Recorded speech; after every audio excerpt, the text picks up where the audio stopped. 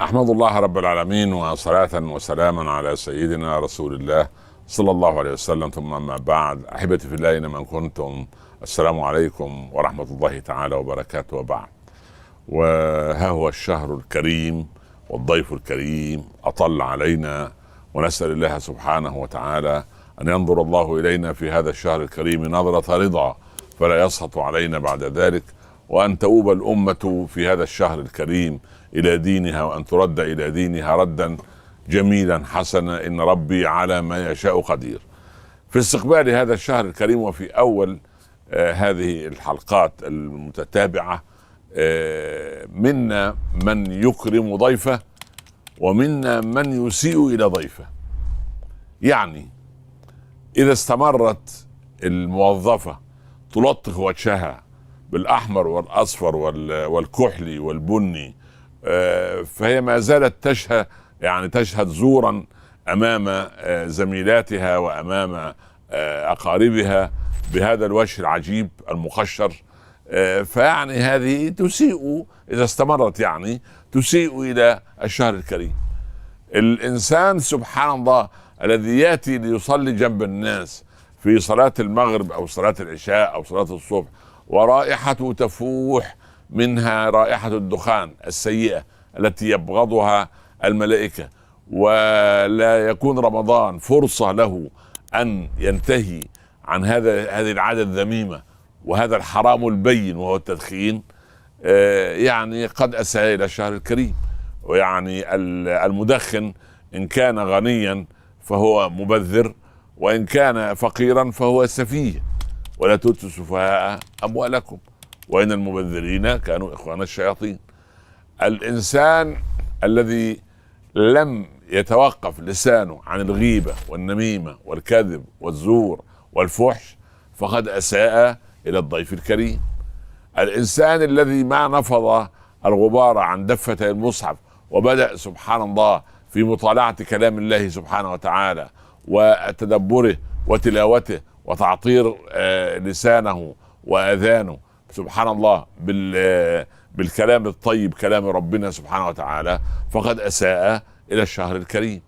الإنسان الذي ما زال مصر أن يتعامل بالربا ويتعامل بالمصرف الربا مع المصرف الربوي، سواء موظفا فيه أو متعاملا معه أو مقترضا منه أو إلى آخره، فقد أساء إلى الشهر الكريم.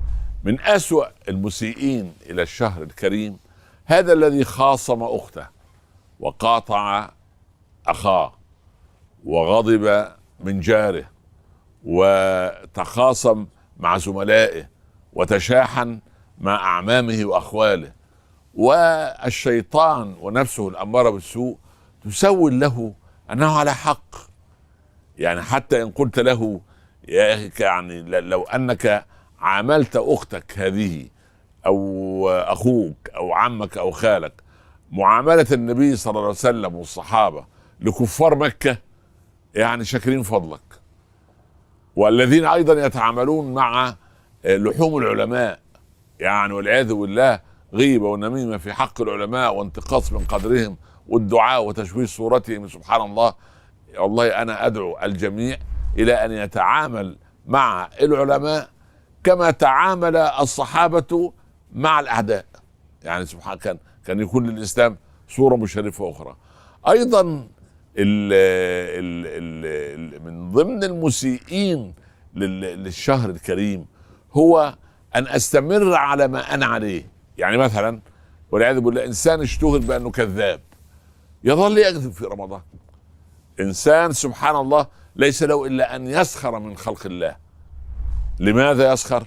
لأن أنا جنسيتي كذا وأنت جنسيتك كذا، أنا عرقيتي كذا وأنت عرقيتك كذا، أنت سبحان الله من السوخة والدهماء وأنا من النبلاء الأصفياء أو الأمراء الوجهاء. يا أخي اتق الله، كلكم لآدم وآدم من تراب. ما رؤي النبي صلى الله عليه وسلم يعني متكبرا على أحد أبدا، ولا ينتدب أحدا للكبر، وكان يهون على هذا الرجل الذي وارتعدت فرائصه لما رآه أمامه عليه الصلاة والسلام. قال هون على نفسك، ما أنا إلا ابن امرأة كانت تأكل القديد بمكة. يعني سبحان الله العظيم، يا خير البرية قال هذا ابراهيم.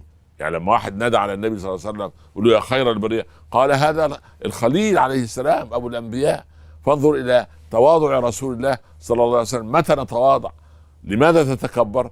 فيجب ان ننهي هذه الامراض المتوطنه داخل القلب المسلم، حتى ان دخلنا مع هذا الضيف الكريم واستقبلناه نستقبله بهذه القلوب الاواهه المخبته. يعني سبحان الله، انت مخاصم لعمك، ما رايك في تاني يوم او ثالث يوم قبل المغرب بلحظات قول يا عمي انا ان شاء الله جاي افطر معك اليوم انا والعيال. سبحان الله، والله عمك يفرح حتى وان كان في قلبه ضغينه. لكن يعني هنستمر في هذه الضغائن؟ يعني خلي الضغائن دي للشيطان، نجعلها للشيطان. نسأل الله سبحانه وتعالى أن يملأ قلوبنا رحمة وحكمة وفضلا وإيمانا، إن ربي على ما يشاء قدير. تقبل الله منا ومنكم، لا تنسونا من صالح دعائكم، والسلام عليكم ورحمة الله تعالى وبركاته.